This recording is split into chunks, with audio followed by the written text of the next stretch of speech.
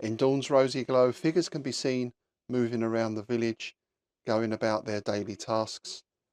But there are whispers going round as well. The orcs are coming! The orcs are coming!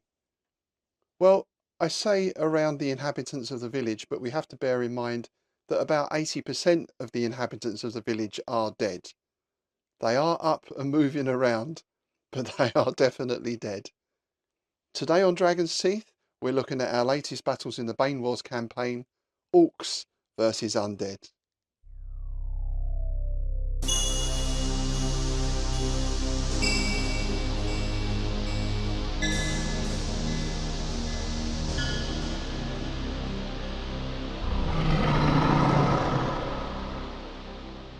Hi folks, I'm Rob Poyton. Thanks very much for joining me today for this update to the Bane Wars campaign part 2, our conquest phase. And we have another battle. It's the naughty orcs again. You may remember from previous episodes that the orcs have already been in battle. They captured a human fortress over to the west. Well, this is happening on the other side of the map to the northeast. And the orcs here are attacking an undead village. And this is just one of a potential 3 or 4 kerfuffles we've got coming up in the campaign, because down to the south we've got a potential siege of the Fire Elf Fortress by the humans. We've got a large vampire army that has been stuck in one place. They've been camped down to the south of the City of the Spiders for a few turns. They are now on the move again. And we've got the Fire Elves potentially lining up to threaten or attack the City of Ghosts, which at the moment is held by the undead forces as well, the vampires. So there's a few little flashpoints going around on the map, and I think that's where we'll start today. We'll have a look at the map so you can see what the situation is for today's battle. So the Orcs came out of their northern mountain strongholds. They split their forces into 2 armies. One has travelled west all the way across to that fortress at 14. Human fortress, they found that lightly defended and captured it, decided they didn't know what to do with it, so left it and have come back up towards their homelands. However, their other main force has travelled across to the east. They took over an undead supply point at village 5 and have now moved down to village 8, which is currently home to an undead force that has itself retreated from the volcano valley there, because a large force of fire elves has moved in to take that particular location over. So we have that undead force has retreated to village 8. The bridge over the river there has been burnt by the fire elves, so the undead haven't really got anywhere to go other than back towards their homelands, which includes this fortress at 6, and then we're back to the undead homelands. So what the undead have to do here really is hold and hope that reinforcements come from Fortress 6 and perhaps from another slightly less expected source as well. So here's our table layout. We've got the Orc forces coming up in the northwest corner there. We've got pretty clear open space, a couple of low hills, a little bit of woodland down towards the village, and there outside the village the undead forces patiently wait. They're very good at that, the undead, patiently waiting. So we've got that road that goes up to the northeast there, that leads to the undead fortress, which is not that far away. And then this road leads to the river to the south, and remember that bridge across the river has been destroyed. So really, even if they wanted to, the undead can't retreat southwards.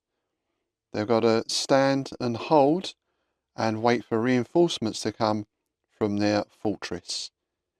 That's the basic situation. Let's have a quick look at the armies now. And we'll start with the Orcs. This is about a 1,000-point force. We have a catapult on the right flank here. Then we have a range of different Orc units. You'll notice that these have got little markers next to them. That's because we've got warrior Orcs, half Orcs, great Orcs, small Orcs, round Orcs, square Orcs. And it's hard to distinguish Then we come across to the centre of the army. There we have our Orc commander. In fact, he's the commander of the whole Orcish force. That is Mustaq Harakish, the Apocalyptinator, the warlord himself. And if we just go across a little further, we've got the Orc magic user and his apprentice there. That's Grak Crack Macaque and his apprentice Nigel. And then on that far flank, we have some mounted troops. We've got Orc boar riders and a unit of Orc chariots as well, led by a general. So we've got some mobile hard-hitting troops on one flank. We've got 2 units of crossbows and a variety of Orcish units in between. So this is, as I said, it's about 1,000-point force, and this is being commanded in the campaign by Nils. Now, the reason Nils isn't here today to fight this battle, and it's a very good reason, is that I'm in North Bedfordshire and Nils is in California. In fact, he's not far from a town called Auburn, which was the birthplace and the home for most of his life of the weird fiction writer Clark Ashton Smith. If you are into weird fiction, then do check out our podcasts, the Innsmouth Book Club and Strange Shadows, and also check out Nils's conference that he's organising in January next year in Auburn, which is a day devoted to Clark Ashton Smith. I shall put the links up to those in the notes below. Anyway, back to our battle. Let's spin around and have a look at the undead forces. The undead forces come in at about 600 points or so they're a little bit outnumbered. We have some human thralls on the right here who have been sort of pressed into combat. They've got a vampire knight leading them just to keep them on course. They're not the highest level of troops. If we come across a little bit though, we get the elite skeleton guard. Got 2 units of those backed up by regular skeleton infantry. And there in the middle, atop that fell beast, is the necromancer who's commanding these forces. That's the necromancer Vakuslav. Of course, he needs to be around because most of these units are undead and mindless. He does have an assistant over on the right flank there. That's Razlok, his apprentice. And in between, we have some zombies. We've got some more skeletons. We've got skeleton archers on the far side. And another one of the stronger units here is this 4-unit group of ghouls. They're pretty tough opponents. So as you'll see, they're all outside the village because there seemed little point in staying inside and defending the village. It's a palisade. The orcs have got catapult.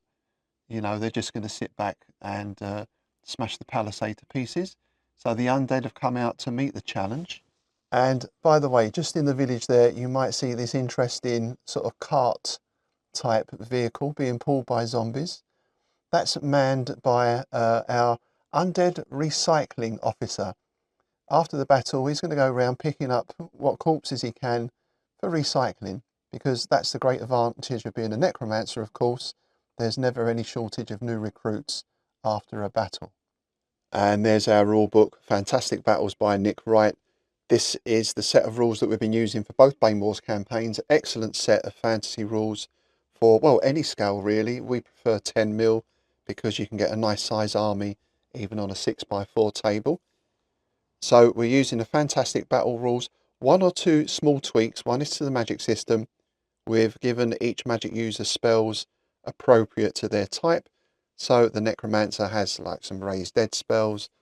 The Orc magic user has more shamanic type spells and so on. The other slight tweak is we have graded captains and heroes and all the character figures. So as they gain in experience, they go up a level, just 1, 2 or 3, and that gives them slightly better stats and also improves their radius of control as well. But other than that, we're using the rules as they are in the book. Hopefully, if you do spot any mistakes, then please do let me know. Because I'm playing solo today, so there's no one to contradict me. That's quite a nice situation, actually.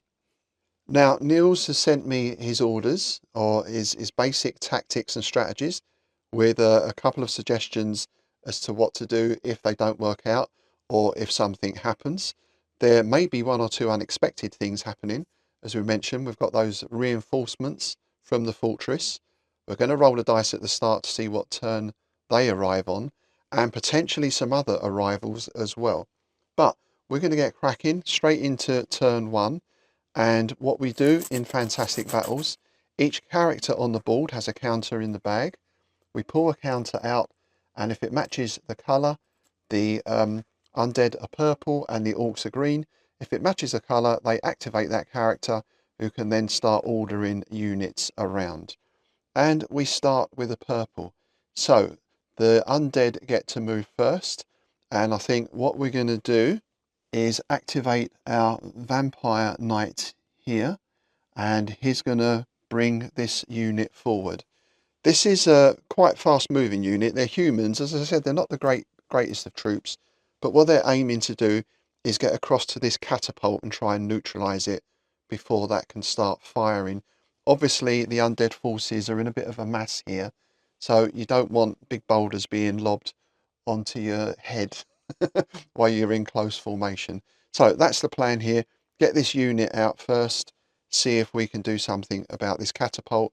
Now, what I'm going to do is, it's very difficult to film and narrate and do the game at the same time.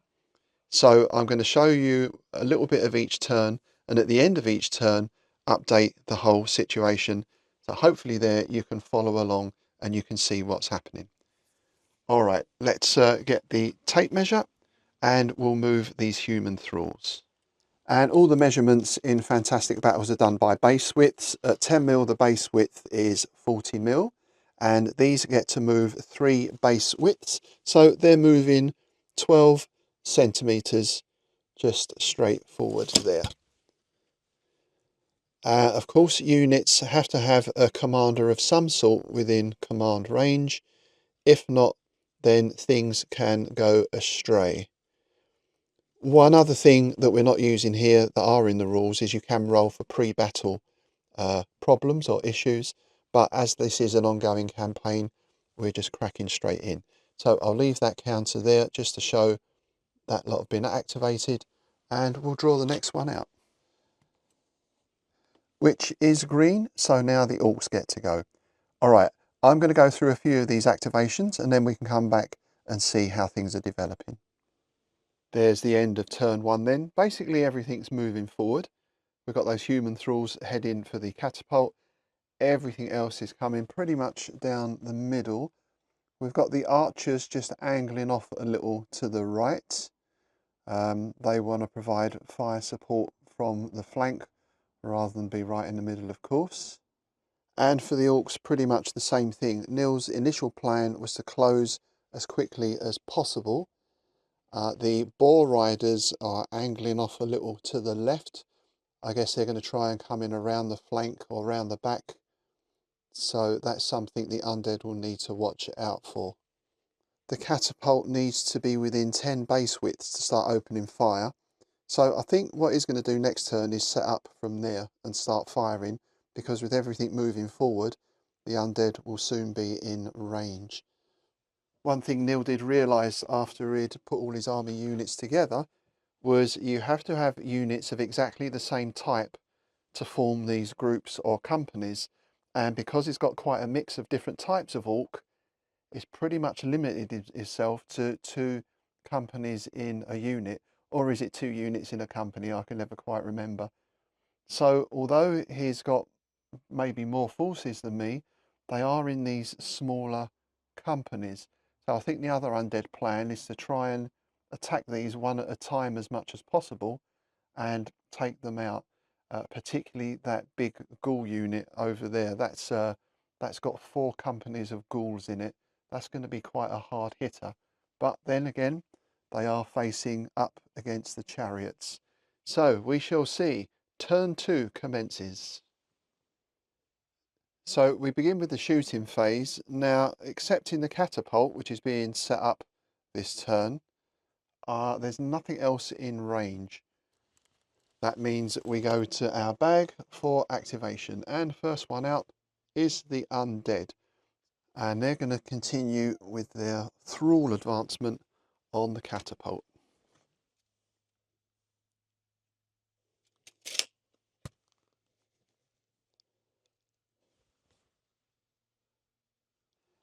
The next counter out is green, so I think we'll go over to the other flank and get those boar riders and the chariots moving.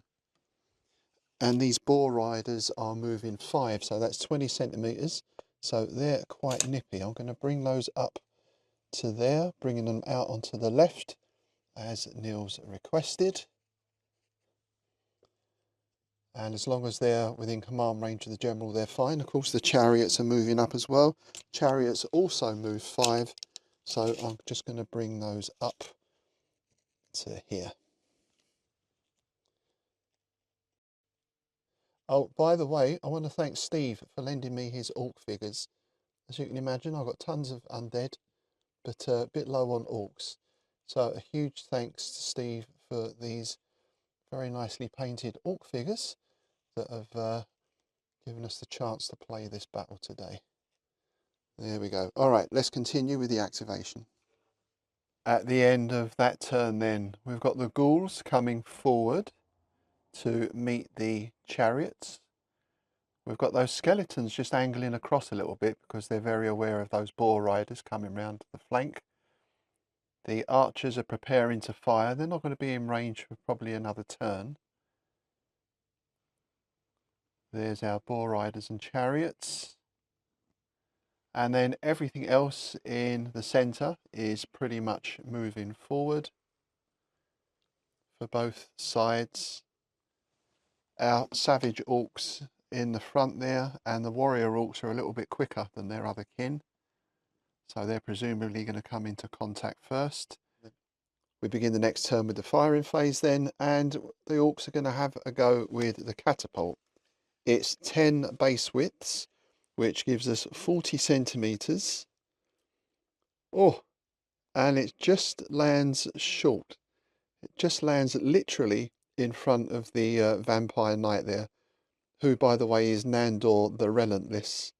So, that's good. They're getting the range. Next turn, that unit will definitely be in range for the catapult. So there's no other firing, nothing else is in range. So once again, we're back into our activation and action phase. And it's the orcs are going to activate first. So I think everything is pretty much going to keep advancing. Maybe they'll tighten up formation a little. I don't think the chariots or the boar riders are quite within charge range yet, but they're certainly going to position themselves for next turn. So we're going to activate our orc captain here, who is in command range of both of these units.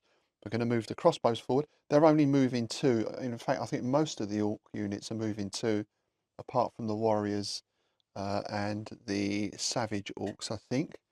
So it's going to take them perhaps another turn or so to get in range, but we need to start moving those up quite as quickly as we can.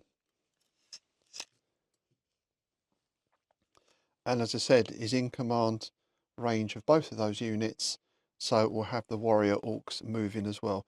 These are moving a little bit faster. These are moving at 3, so they're moving 12 centimetres. So they've got the option of either working to head off the human thralls here and protect the catapult, or to face off against the skeleton guard. These are the elite units on the undead side. I think this turn they're just going to hedge their bets and move straight forward.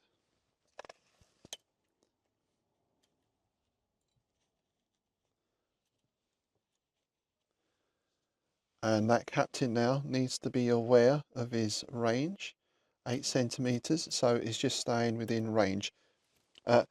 Characters do have the option to attach themselves to a company as well, but Neil specified that he wanted his characters to remain unattached for as long as possible.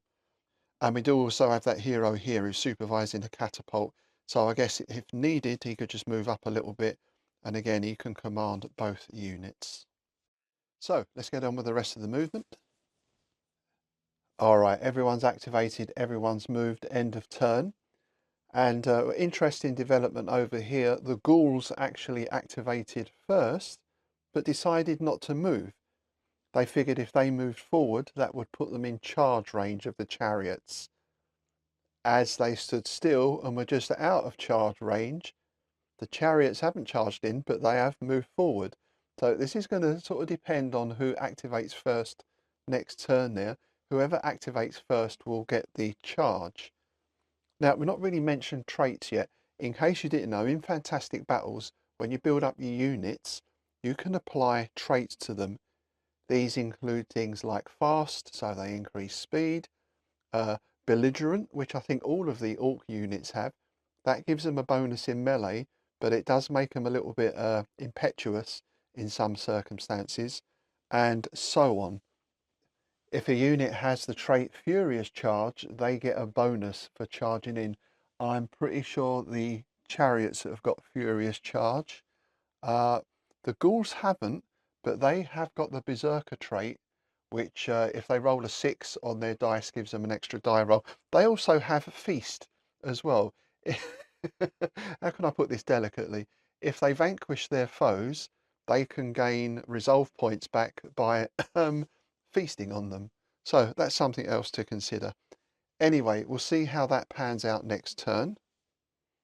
Everything else continues its relentless drive forward.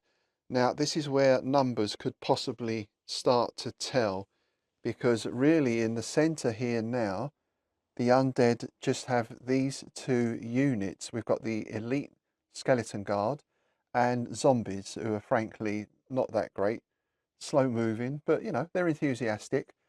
The other skeletons have wheeled across to the right here to protect that flank against the boar riders. So we've just got those two units there, and our brave thralls, of course. I say brave, they don't really have any choice in the matter. They're thralls who are going to be charging the catapult.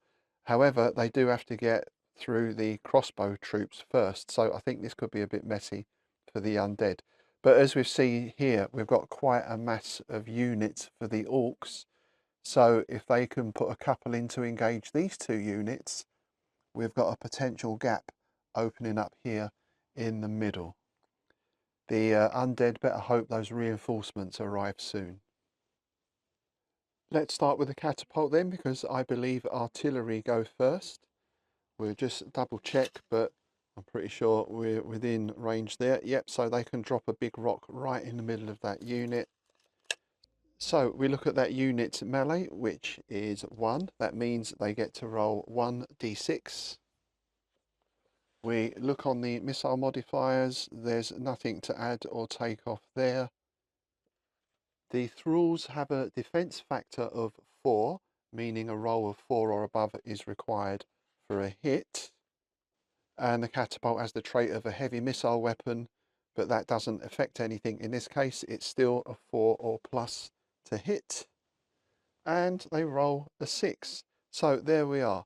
The human thralls take 1 off of their resolve. Their current resolve is 9. So what I like to do is use a little counter with the numbers on. That just keeps track of the resolve. So 9 minus 1 is 8. We're just going to put that counter there to keep track of that damage.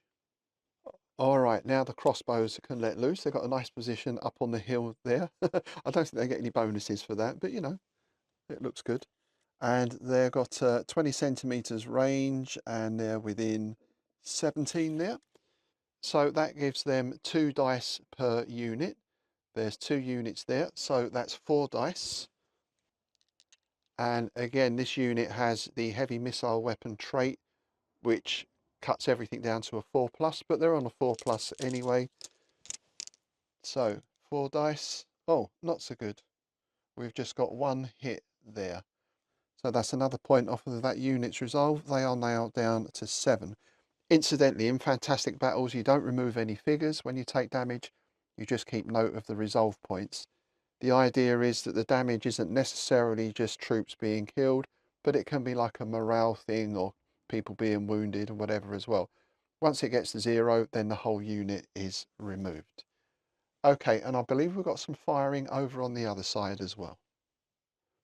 we have our skeleton archers. They've also got that range of 20, so they can fire at the boar riders or they could fire at the chariots.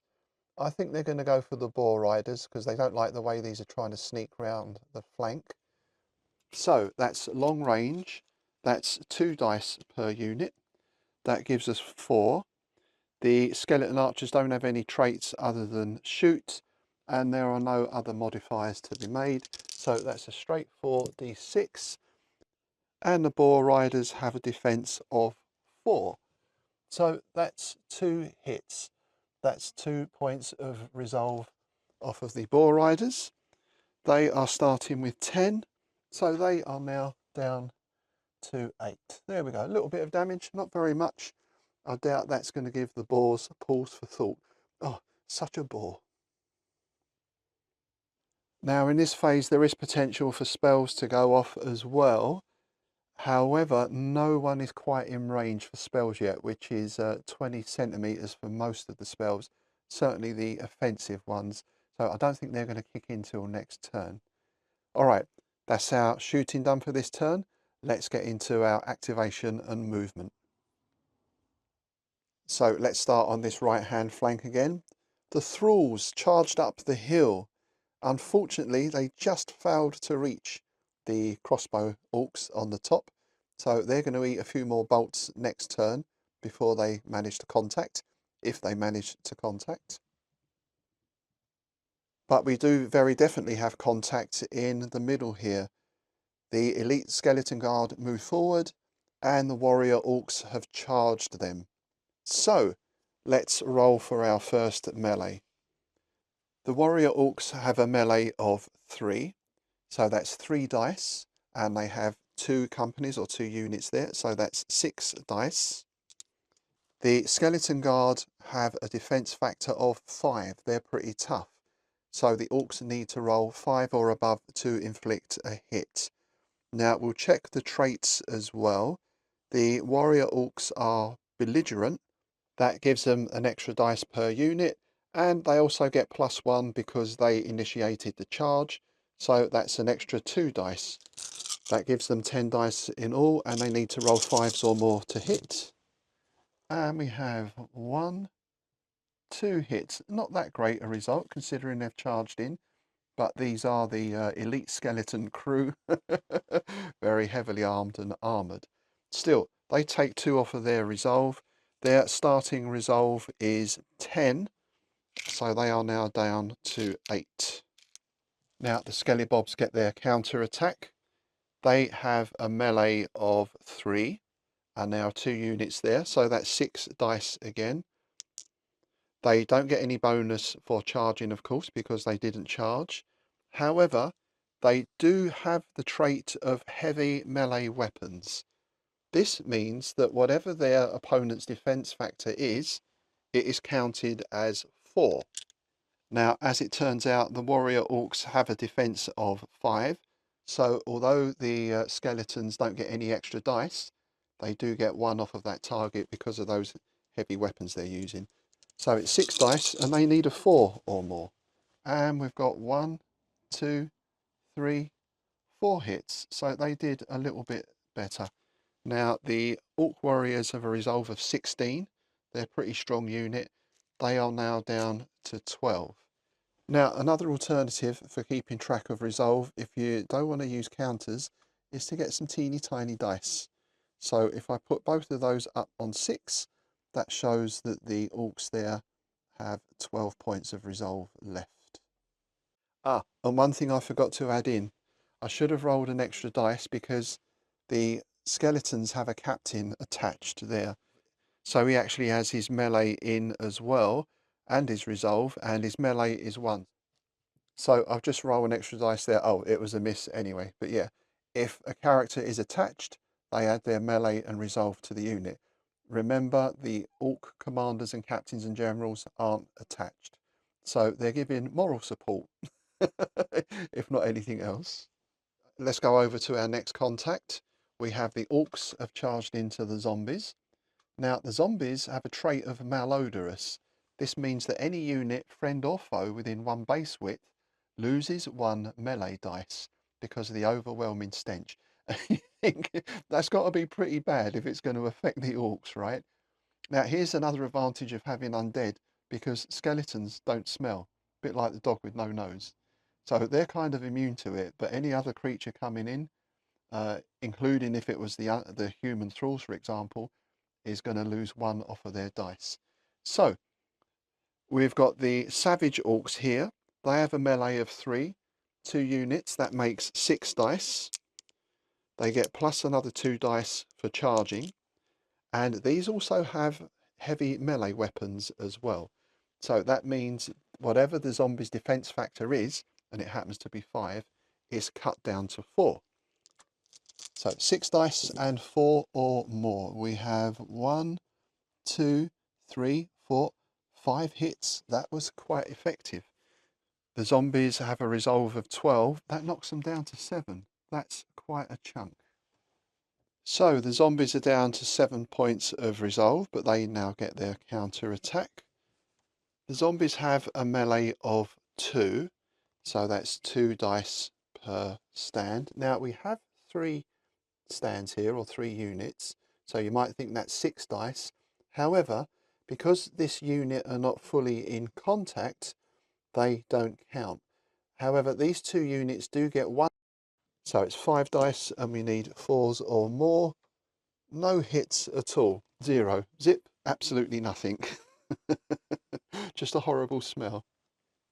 And let's head on over to our last melee for this round, the chariots. Now, it went a bit wrong here for the undead. The ghouls activated first and decided to charge forward.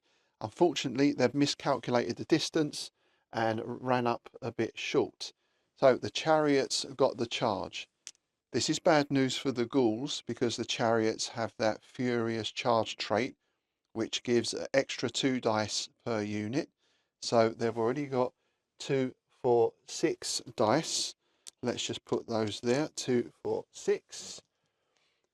And the chariots have a melee of 4. So that's another 4, 8, 12 dice. So we're up to 18 dice at the moment. Now, the only other thing we have here is the ghouls have the trait of skirmishers, and that takes off 1 dice per unit. So we do remove 3 dice there. I guess because the ghouls are skirmishers, they're in sort of open formation, not quite as effective as hitting a fully closed in unit. But still, that gives us 15 dice, and the defense factor is 5. So it's 15 dice, and we need to roll 5s or more. So I'm going to roll 10 first. 1, 2, 3, 4, 5, 6. Wow, so we've got 6 hits off of that first roll. Now remember, the chariots also have the trait of berserk, so these 6s we get to roll again as extra dice. So we've got 6 hits so far. We roll those 6s. We've got another hit there, that's 7. We don't re-roll that a second time. And we've still got 5 dice to roll. So that's 7 hits so far. 8. That's 8 hits in all. Now the ghouls have a resolve of 16, so effectively they've been cut down by 50%.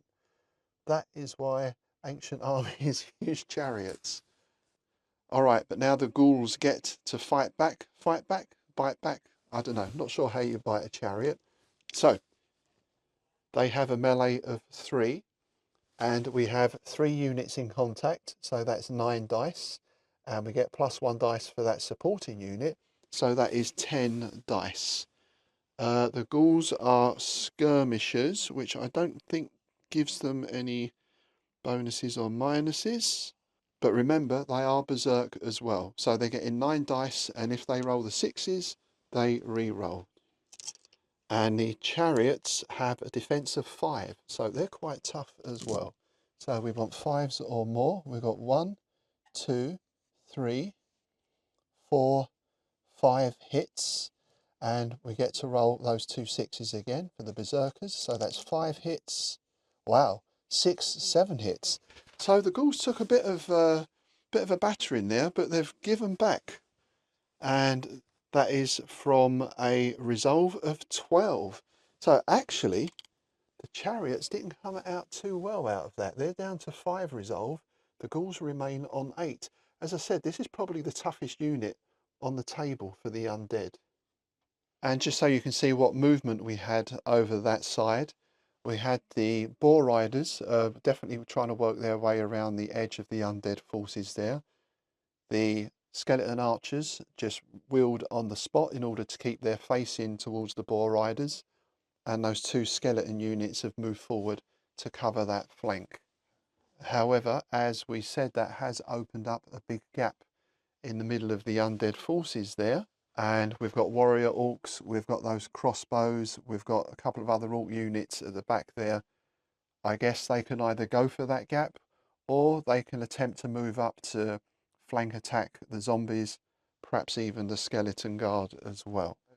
I think we also have all of our magic users in spell range now, so I'm guessing at the start of next turn we're going to be seeing some spells going off, and of course these battles will continue. One thing with the belligerent trait is that once they're engaged in melee, they will remain so, fighting each melee phase until they or their opponent have scattered or disengaged. Now, in this case, that doesn't really matter because, you know, looking at the situation here, the orcs just want to smash straight through. But you can see how in other situations, if a commander wanted one part of his army to pull back or disengage or something, then that trait could be a bit of an issue. So that's one great thing with this set of rules. You can pick and choose these traits. Some give you advantages and disadvantages. Some give you just advantages, of course, they cost more points.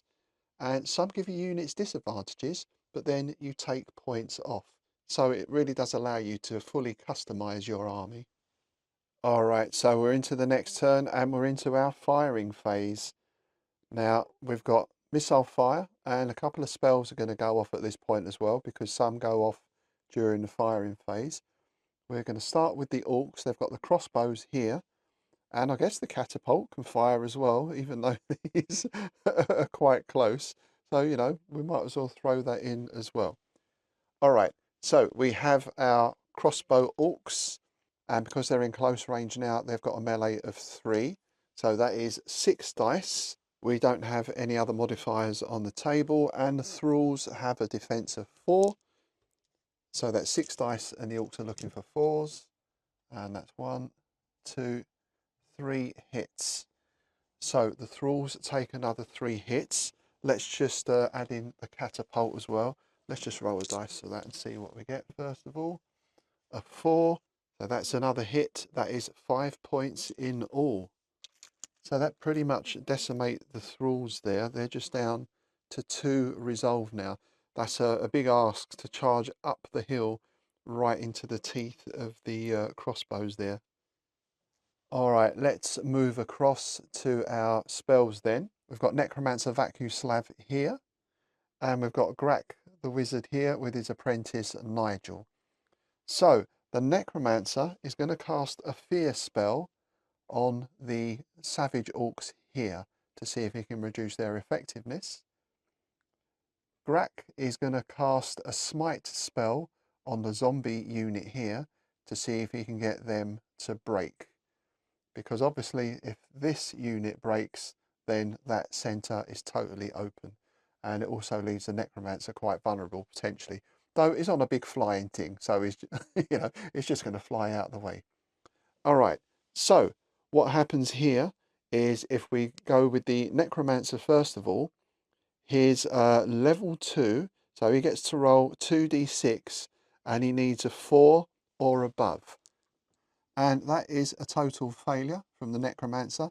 So that spell either has no effect or whizzes off harmlessly into the ether. And now it's Grak's turn. Here's level 2, so it's 2d6 for the smite. And again, he's looking for a 4 plus. Oh,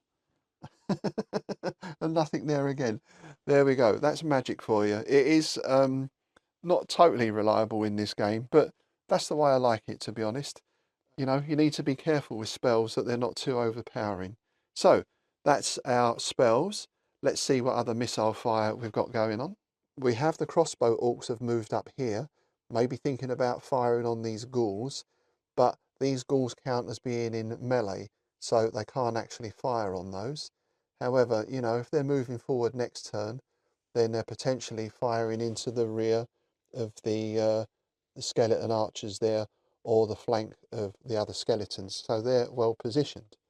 Speaking of the skeleton archers, they get a shot off now, and they are just within short range. So at short range, that's 3 dice, so that's 6 dice in all for 2 units. And we don't have any other modifiers. There's nothing for firing into the flank. You do get a modifier for firing from the rear. So that's 6 dice, and the boar riders have a defense of 4. And we've got 1, 2, 3 hits. That's not too bad at all. Those boar riders lose another 3 resolve, and that brings them down to 5. So that brings us back into our movement and activation phase, and from there we'll go back into resolving the melees. Alright, let's look at the movement and melee in that turn. You'll notice that the thralls have gone. They got their charge up to the hill into the crossbow orcs. However, they only had a couple of resolve points left. They did inflict 2 hits on the orc crossbows, but they took 3 in response, so they are scattered. Now, as we said, when a unit goes down to 0 resolve, it doesn't necessarily mean they're all destroyed. Obviously, a number of them are killed or wounded, and the rest scatter. Normally, if you have a character attached to a unit that goes down to 0, that character is killed. However, as part of the campaign, we've modified that slightly. So Nandor the Relentless will be making a dice roll later on to see if he actually survives or not and escapes the battlefield. So, on this side at least, the orcs are in control. If we now move across a little bit, we see that the half orcs are moving across to the right. I imagine it's likely they want to come round and see if they can flank the skeletons here, or just come round to the back of them. And we have 3 melees going on, those 2 that started last turn, and the orcs here have charged that sort of spare bit of the zombie unit there. In these melees, the skeleton guard suffered no hits, but they inflicted 3 hits on the warrior orcs, so they're now down to 9 resolve points, and the skeletons are on 8. As I said, tough unit. So yes, our warrior orcs are through the middle, the crossbows are following through. That takes us over to the ghouls versus the chariots. Fairly even fight here. The chariots inflicted 2 points and the ghouls inflicted 1. That leaves the ghouls on 6 resolve and the chariots on 4. It's both sort of fighting for dear life there, I think. Quite a grim battle, that one. As we mentioned, our skeleton unit has turned. They sort of wheeled on the spot in order to face this potential new threat. Skeleton archers don't really have much to do. There is a general there. I'm not sure what the rules are for shooting at generals. I think that sort of thing might be frowned upon. But, you know, given a clear target, they might have a go. We have the necromancer's acolyte there as well, so it's possibly thinking about casting a spell next turn. And then we're over to the boar riders, who decided to charge into those other skeletons. Now, they did really well. On the charge, they inflicted 6 points of damage. That takes that skeleton unit down to 2 resolve, and the skeleton unit failed to do any damage in return. So again, that shows the value of your cavalry, particularly with furious charges and the like. They really are heavy hitters. You need to get them in quick and do some damage. And our next turn begins. So, firing phase. We have the catapult is ready to fire. Oh, and I did just check something in the rules just to confirm. Catapult and the crossbows, both heavy missile weapons, they take an action to reload. But as neither of them has been moving, they're effectively firing each turn. So, the catapult is going to see if they can reach any of the units over there. We're looking at 10 base widths, 40 centimeters. They can basically drop something into the middle of that melee there, but that's not really a good idea. The only undead forces not in melee at the moment are across over here, the skeletons, the skeleton archers. So what the catapult is going to do is pack up and start moving across in that direction. We had this question of, can the archers fire upon a character on the chariot general in this case? I checked the rules, they can, but only at short range. I guess a single character or a small group of characters only present a viable target if they're within close range. So we need to measure, and close range in this case is 2 base widths. And yes, the unfortunate general is in range of that skeleton archer unit. So guess what? They're going to try and pepper him full of arrows. Now the archers have a melee of 3 at short range, so that's going to be 6 dice. There's no other modifiers. The general has a defense of 6. So that's 6 dice and we require a 6 to hit. There we go, we've got 1 hit. So that is not specifically on the general himself perhaps, but is on his company and retinue. Of course, generals don't trundle around the battlefield on their own. So the general's little group there takes 1 hit. That is a little bit worrying because he only has 3. He's a level 2 general, so he's got a resolve of 3. So he is now down to 2 resolve. This gives him a little bit of a conundrum because if he wants to move away from those archers, he doesn't have to move far to get out of range, but of course he has to think of his command radius. Possibly one of those units is going to fall out of his zone of command. So that's a decision for the general this turn. That's the firing phase for this turn. We've got no spells going off in the firing phase, possibly something going off in the action phase, and of course we've got our movement now.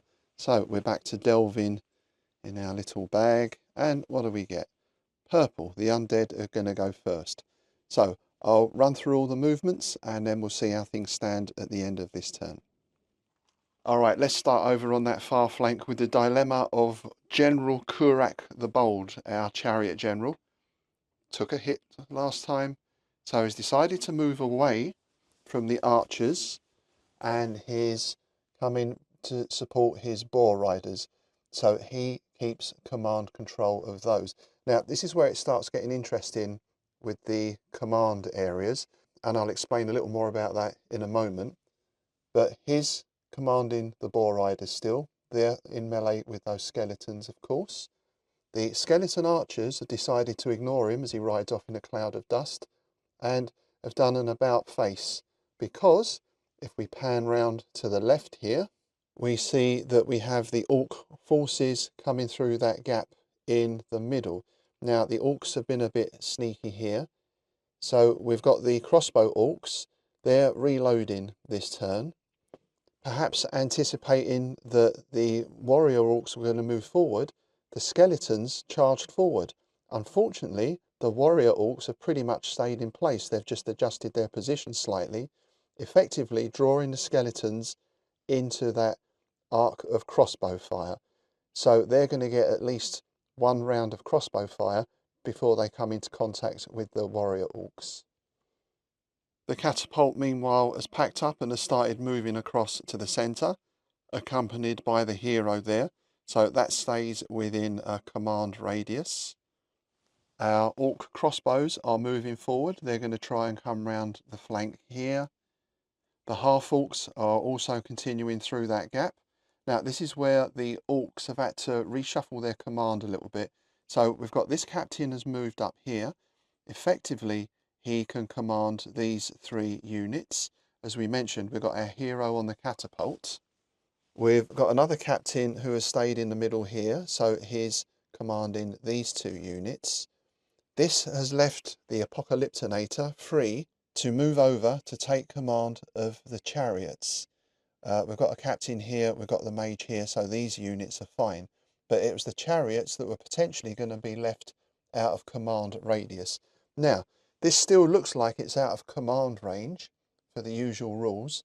However, our commander-in-chief there has possession of the Crown of Commanding, which was an artifact that the orcs managed to get hold of in part 1 of the campaign.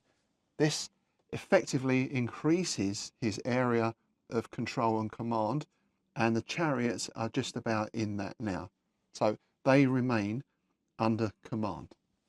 At the start of the activation phase, any unit that isn't in a command radius has to roll a dice and can potentially freeze, stay where it is. It might charge the nearest enemy or it might retreat. So obviously it's very important to make sure your units are always in the command radius of someone or something.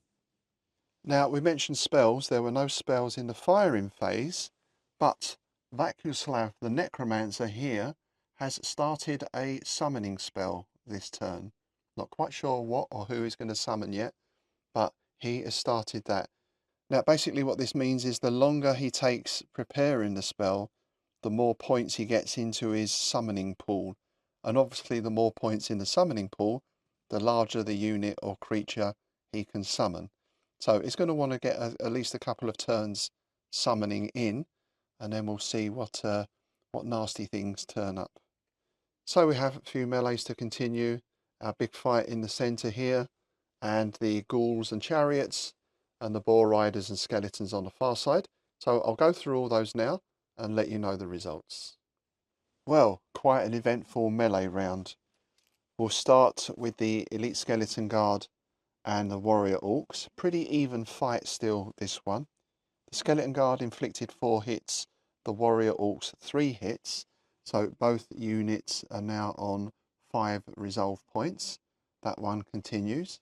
Moving along the line, we get the zombies versus the savage orcs and the great hawks. Not so good for the zombies here. They took 7 hits in all, so they're just down to 2 resolve points.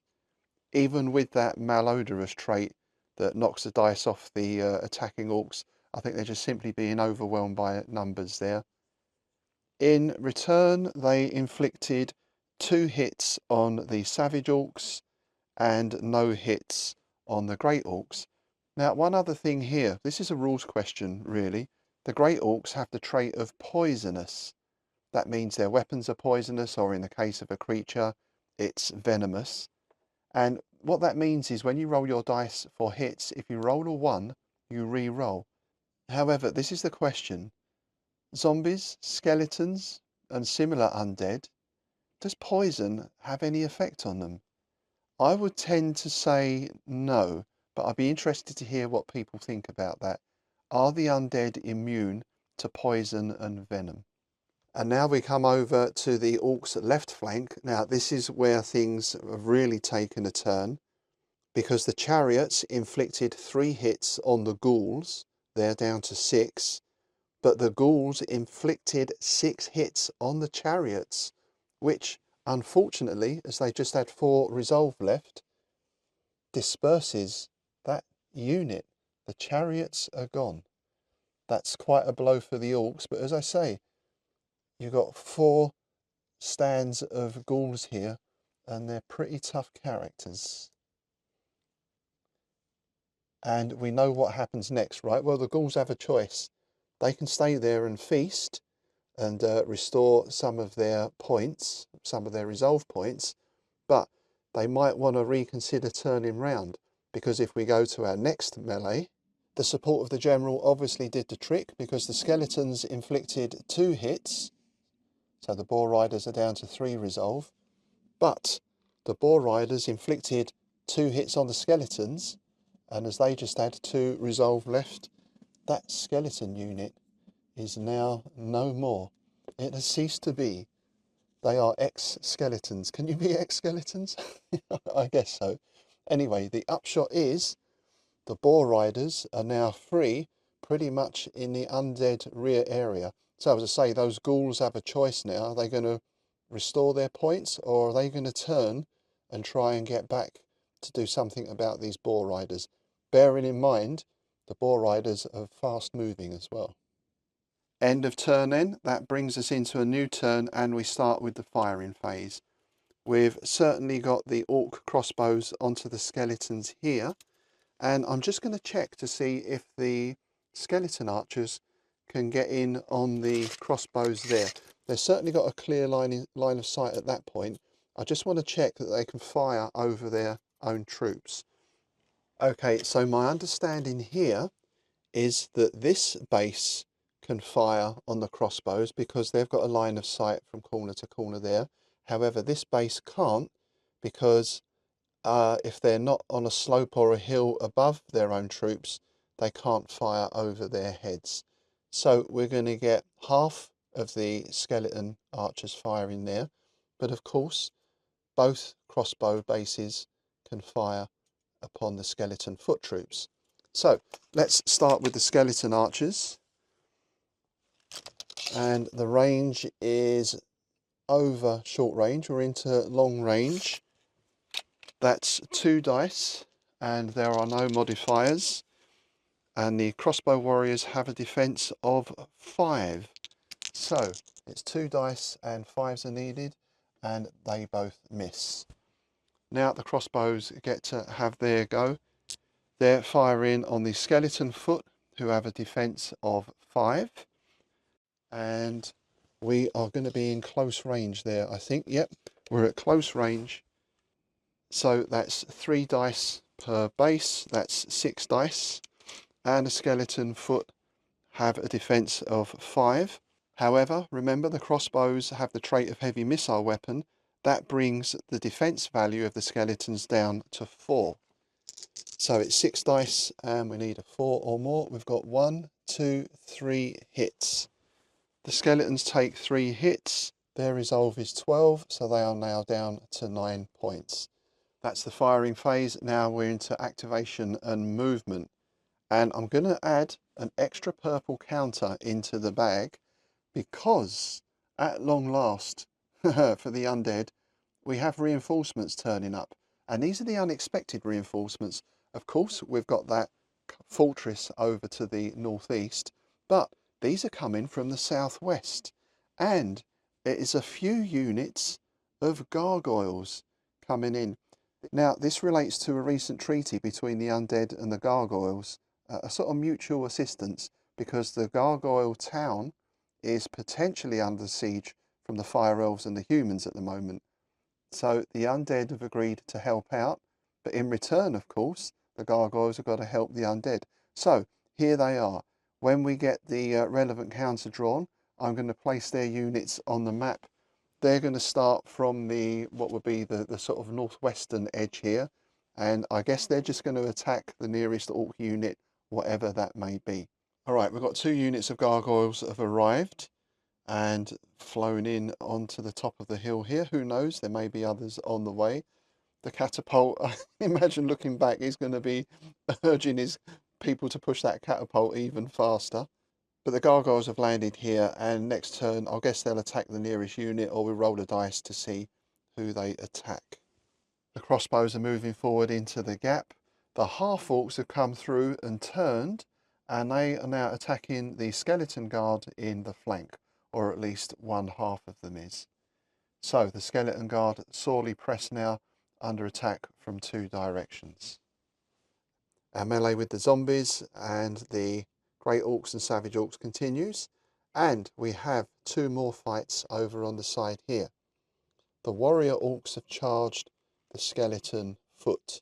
If we go over to the boar riders, we see that being belligerent and really just interested in attacking the nearest unit, they've come in to attack the skeleton archers, who have used their movement opportunity this turn simply to about face, so they're facing the charge. Same thing with the ghouls there, they've just about faced this turn. So that means they don't actually get to move. All their movement is used up in doing that about face. But at least they're facing the enemy now. However, they do have that crossbow unit right on their flank, and they're going to be ready to fire next turn. So let's resolve the melees. Alright, so working along the line here. As we said, our half-orcs got a flank attack in on the elite skeletons. Plus they've got that attack from the front. Now, the half-orcs had a huge amount of dice to roll because they charged, they're belligerent, they're attacking from the flank. They managed to do 4 hits, which was a little disappointing given the amount of dice they rolled. However, these do have a defense of 5. 4 hits, though, takes that unit down to 1. And then the warrior orcs attacking from the front did another 3 hits. So the elite skeleton guards are vanquished. That leaves one big gap in the line here. And unfortunately for the undead, that trend continued because the savage orcs did 2 hits and the great orcs also did 2 hits. And as the zombies only had 2 resolve left, that wipes them out as well. Now the zombies, they went down fighting.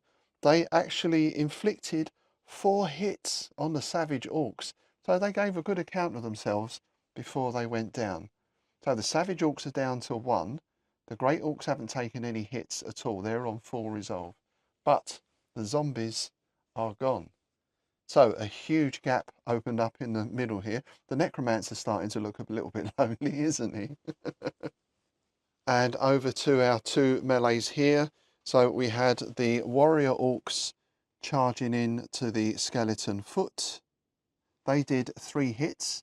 Skeleton foot are now down to 6 points, and the skeleton foot did 0 hits back. So the warrior orcs completely untouched there. And the boar riders, they charged in again. They got a lot of dice because they're charging, furious charge, belligerent, and everything else. And they inflicted 5 hits on the skeleton archers. So the skeleton archers are now down to 3 resolve. The skeleton archers did inflict 1 hit back. So the boar riders are now on 2 resolve. They're pretty low, but they're going strong still. At the end of that turn then, the undead army in the centre has totally collapsed. They're left with their ghouls and some skeletons over there. But they're up against some pretty stiff opposition once these orc units start moving across. So if there are any further undead reinforcements to arrive, they better get here very, very soon. Next turn then, and firing phase. I think the only firing we've got is that crossbow unit who have reloaded. I'm going to judge that those ghouls are within the firing arc. So if we go from that front corner, we intersect across the base there. So we're going to say they get a round of fire on the ghouls. The skeleton archers are involved in melee. Our catapult is still on the move, and the other orc crossbows are on the move as well. And it's 3 dice per unit, so 6 dice, no other modifiers there as far as I can see. And the ghouls' defense is 5. So 6 dice, and we get just 1 hit there. So that knocks the 6 down to a 5. So we don't have any other missile fire that turn, but we do have some spells going off, but they will go off in the activation section. We have the Necromancer, his summon spell. We're going to roll to see what and if anything arrives. We have the Orcish Acolyte is going to cast a rage spell on those warrior orcs to see if they can just totally break through the skeletons. And conversely, the Necromancer's Acolyte is going to cast a curse spell on the boar riders to see if he can do something to halt their progress. So we'll build all those into our activation phase along with all the movement. Movement for this round then, the catapult was the nearest unit, so the gargoyles have alighted on that. We'll resolve that in a moment. We have the warrior orcs and the crossbows moving forward into that big gap. Now, the necromancer spell was successful and he managed to pop up a unit of elite skeleton guard. Obviously, there's a lot of those lying around, just waiting to be summoned again. So he's just popped those up there as a kind of blocking force, and he himself has disappeared in this direction. So we've got the great orcs have moved forward to engage with them. We've got the warrior orcs are going to come across and attack them in the flank if they're still there next turn. The savage orcs, who are down to 1 resolve point, remember, hearing all this, the beat of leathery wings from behind, all they've done this turn is about face. They don't really want to get involved in any melee here unless they need to, but they're going to about face just to face off the gargoyles there. The crossbows are reloading. I've just allowed them to shift their face in ever so slightly, so they're lined up on the ghouls, who have charged forward, and they're going to attack the boar riders in the flank, or at least they'll get 1 unit attacking in the flank with a bonus for the support. Now, the other spells have gone off as well. The Necromancer Acolyte did the curse spell successfully, so the boar riders lose 1 dice this turn for their melee. But the rage spell also worked, so conversely the warrior orcs here get an extra die, so that sort of balances itself out nicely, doesn't it? Okay, so we've got a few melees to get through, and we'll see how things stand at the end of this turn. The melee results are just in, and it's, well, you'll see. First of all, the gargoyles absolutely destroy the catapult. Totally wreck it. So that is gone. We're going to allow the hero to escape, because the gargoyles get a bit distracted tearing this huge thing to pieces. Not to mention the crew, of course. So we'll say that our orc hero has escaped there, but the catapult is no more. Moving across to the skeleton guards, yeah, the great orcs charging in basically wipe them out. This is one thing in fantastic battles. If you've got just one company on its own, it's very, very vulnerable. Particularly with the charge from the orcs, they're belligerent, they're getting bonuses for charging, bonuses for being belligerent. So that unit disappears as quickly as it appeared. And they did inflict 1 point of damage on the great orcs now, so their resolve is down to 8. Moving across to the warrior orcs and the skeleton foot. The warrior orcs inflicted 2 hits. That takes the resolve of the skeletons down to 4. That rage spell helped there a little bit, I think. The skeleton foot inflicted no hits at all on the warrior orcs, so that unit is still untouched, still totally undamaged. News is not so good for the orcs with the boar riders, however. So the boar riders were hit with a curse spell, which knocks a dice off for each unit. They did manage to inflict 1 hit on the skeletons, so they are now down to a resolve of 2. However, the skeleton archers inflicted 2 hits, and then that ghoul attack from the flank, even though it's only 1 unit actually getting into contact, they get a bonus for support there, but their ghouls, they're charging in and everything else, they inflicted 3 hits, which is enough to disperse the boar riders. I guess the ghouls are saying, bacon's back on the menu, boys. Now our orc general there is unattached to that unit, so he's fine, he's definitely going to survive, and he is in a chariot, so I think he's going to have no trouble outrunning the ghouls. We could be cruel and say the archers get a shot off as he goes, but we'll see what happens next turn. So we're moving into what I think is going to be the final turn. We start with our missile fire, and we have those crossbows onto the ghouls there. We're just out of short range, so it's 2 dice, that makes 4 dice. There's no other modifiers at all, and the ghouls have a defense of 5, so it's 4 dice and 5s to hit. We have 2 hits. That takes the ghouls' resolve down to 3. So they're starting to really suffer now. And we get into movement and activation. So once again, I shall shift everything about a little bit and then let you see what's happening. The undead got to activate first that turn, and they immediately bring on this unit of vampire knights, heavy elite cavalry. And there's possibly something else behind them as well. It looks like there's some bats in the sky, so maybe there's other units coming along behind them as well. The reinforcements have arrived, not really in time to make any difference to the battle, but they might allow the remaining undead forces to retreat off of the table at least. And we see Vakuslav, our necromancer there, has immediately flown over to greet the knights. Always putting himself first, eh? Oh, and our recycling man has decided, well, not much recycling to be done today. This is time to head out of the village as well. And those couple of undead units that are able to, the ghouls and the archers, are basically retreating now.